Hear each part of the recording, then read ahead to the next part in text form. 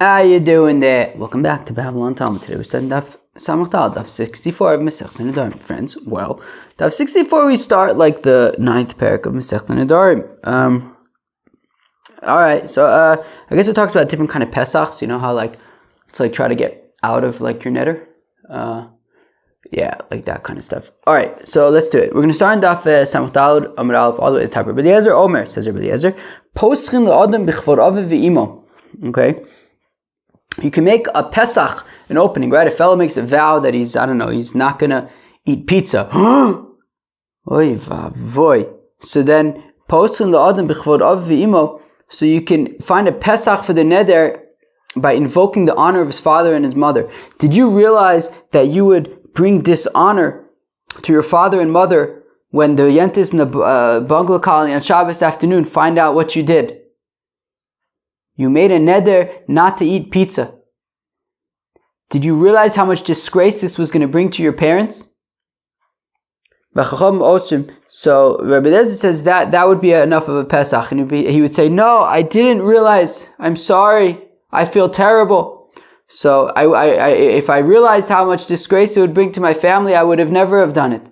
So Rabbi Eliezer says, "Okay, that's enough." The Chacham say, no, that doesn't work. Amar Reb Tzadok, says Reb Tzadok,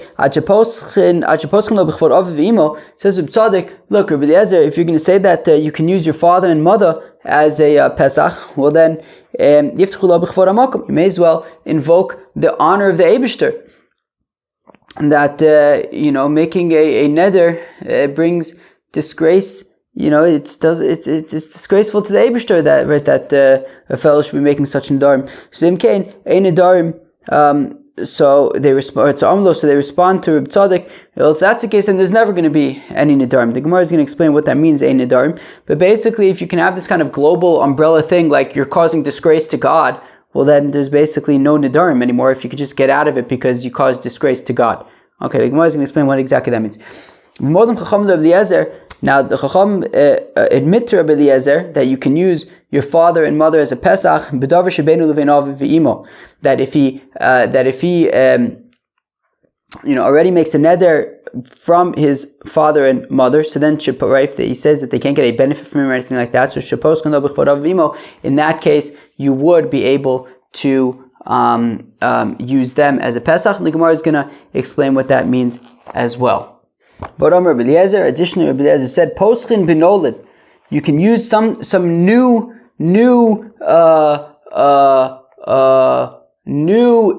evidence, new facts, new things, new circumstances. You can use that as a Pesach, as an opening to a vow. V'chachamim osun, whereas the Chacham say, no, you can't use things that just kind of came on their own. What does that mean? Ketzad, for example, Amar kodem shani nene liish ploni v'nasa sofer. Right? He says, I'm not going to get any benefit from so and so. Turns out he ends up being a chashuv mensch. And all of a sudden, like, wait, 1 second, I should think again. He's an important individual. I don't want to be in a situation where I don't have nedarim with him. O shaya mesi as beno. Or all of a sudden he finds out, after he makes the neder, he finds out, oh, this guy's making a chasana. I want to go to the chasana. Free meal. Open bar. V'omar, if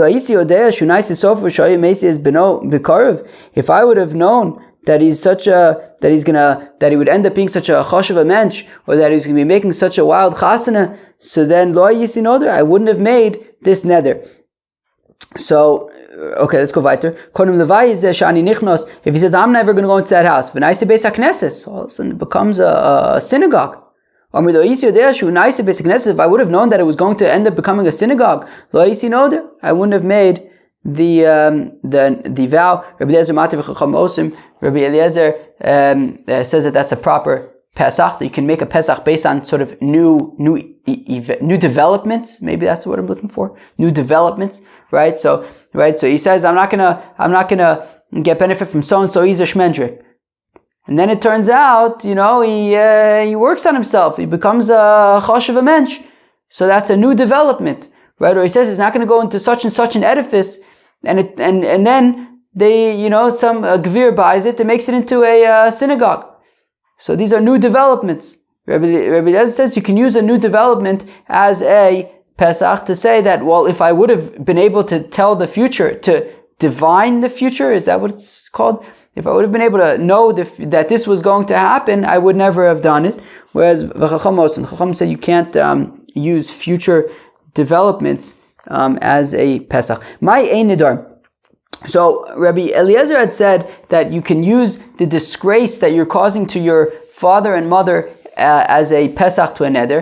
Rabbi Tzadok takes it a step further and says, you know what, you can use the disgrace that you're causing to the Eibishter as a Pesach to the Neder. But they say to Rabbi Tzadok, no, that's taking it too far, because then there's ein Nedarim. If you say that you can use disgrace caused to the Eibishter as a Pesach to a Neder, then there wouldn't be any Nedarim. What does it mean there wouldn't be any Nedarim? Amar Nedarim. Amar Abaye, imkein ein Nedarim nitarin yafeh.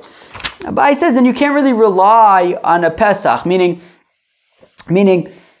if you say to a guy point blank, do you realize that you caused disgrace to the Eibishter? If you would have known that, would you have vowed? There's only one answer to that question. The answer is no, I wouldn't have. Who's going to admit that even if they would have known that they were going to cause disgrace to the Eibishter, they would have still gone ahead with the vow? No one's going to say that. But the truth of the matter is, they may have done it anyways, but they're never going to admit it, and therefore, kind of saying, if you would have known the disgrace that you're causing to the Eibishter, would you have made the vow?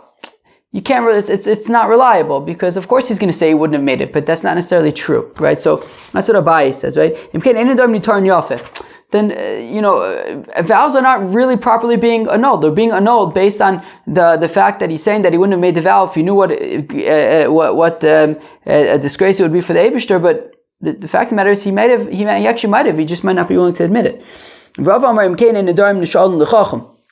Whereas Rava says that people aren't going to do Ataras Nedarim. If they just know that there's always a global Pesach, that like, oh yeah, I made a neder, but whatever, you could just say that, you can use God as a Pesach, and you don't even go to Bezdin anymore. If you just have this global, there has to be some sort of amount of investigation. Whereas if there's just this kind of global umbrella Pesach of, well, you're causing disgrace to the Eibishter, then people aren't going to go to Bezdin anymore, because they just know that there's this global out that doesn't actually require any investigation. It's just always there. So people aren't going to go and ask. Tanan, we learned in a Mishnah that the rabbis admit to Rabbi Eliezer that if a fellow makes a neder against his parents, well then then you can use your father and mother as a Pesach. That did you know the disgrace that it will cause to your father and mother? So So I understand according to Abaye, who says that when it says ein Nedarim, it means that Nedarim won't be properly annulled. So then I understand. Right, that usually, the Chacham are saying that usually you would not be able to use your parents as a Pesach, because who's going to admit that they would cause disgrace to their parents, right? Meaning, right, normally, right, the Chacham had said to Eliezer, you cannot use your parents as a Pesach, because if you say to a fellow, if you knew the disgrace it would cause to your parents, would you have gone ahead with the neder? He would say, no, of course not, because who's going to say that they would have done it anyways, right, to disgrace their parents? But maybe he would have, but he won't admit it. So therefore the Chacham say you can't rely upon that. However, but in this case, where he made a neder against his parents, well then came the ichtziflei.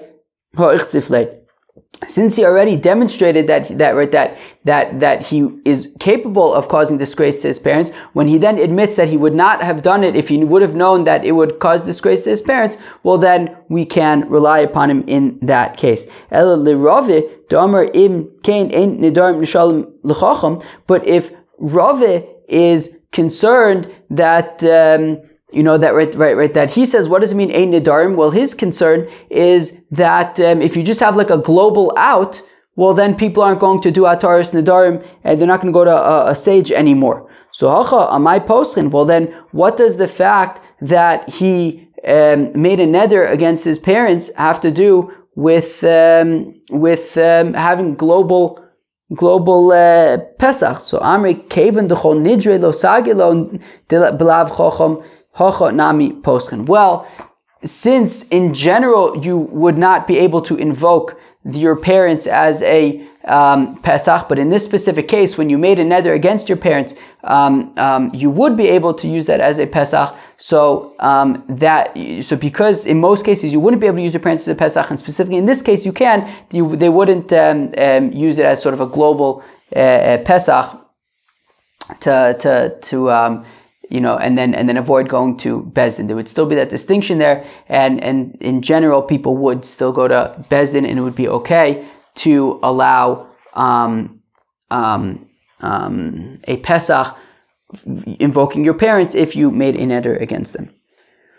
And similarly, and additionally, Rabbi Eliezer said, Poschim benolad, you can make a Pesach with sort of developing new events, new developments. My time with Rabbi Eliezer, how come Rabbi Eliezer says it's Amar of Chizdi the Amar Krabel? Because we have a pasuk that says Kimesu kol anoshim v'amisa dinoladu mikanche poschim benolad, that the Eibishter says to Moshe Rabbeinu, he says, okay, Moshe Rabbeinu, you can go back. You can leave Midian, you can go back to Egypt, because the people who wanted to who wanted to kill you are now dead. The people who wanted to kill you for killing that Egyptian, they are now dead. V'amisa denoladhu, and Misa is a new development. Mikan sheposim benolad, and so we see that nolad, new developments, would be a proper Pesach, and we're going to see, I believe, are we going to see? Maybe that that it says that, I think we're going to see that it says, or not, maybe. Basically, Moshe Rabbeinu made a neder to Yisro that he was going to stay in Midian, and the Eibishter is saying that he could that he can make a Pesach to his neder based on the fact that my brother just came back with wine. That's very nice. Oh, and beer. Wow. That's good. Oh, that's very good. So, okay. So because of this nola, because of these new developments that these people died, so then that was enough to make a Pesach. So Mikansha Poskim b'nolad. So nolad can make a Pesach. Rabbanon, my tamayu. How come the rabbis say that you cannot rely upon nolad? Kasav anu mimaise. They say, well, the truth is, those people who wanted to kill Moshe didn't actually die. That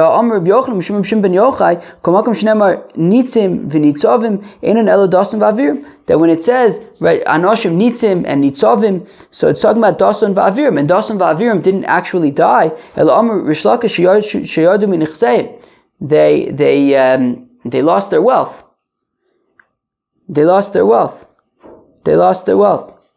And because they lost their wealth, that's why it was considered that they died, as we're going to see in a minute. So they didn't actually die, they just lost their wealth, and therefore that is not actually an example of nolad, because they didn't die, and therefore the rabbi said we don't have any reason to assume that nolad would create a Pesach. Amar B'Shua ben Levi says, Rabbi Shua ben Levi, Kol Adam she'ein lo banim choshev k'meis. A fellow doesn't have children is considered like a dead fellow. Shneimar, as the pasuk says, Havali banim v'im'ayin meisa anochi. The Rachel says to Yaakov, she says, give me children, and if not, I'm dead.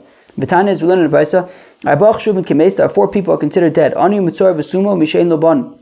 A fellow who is poor, a fellow who is a leper, a fellow who is blind, and a fellow who doesn't have children. Ani dechsev kimesu kol anoshim.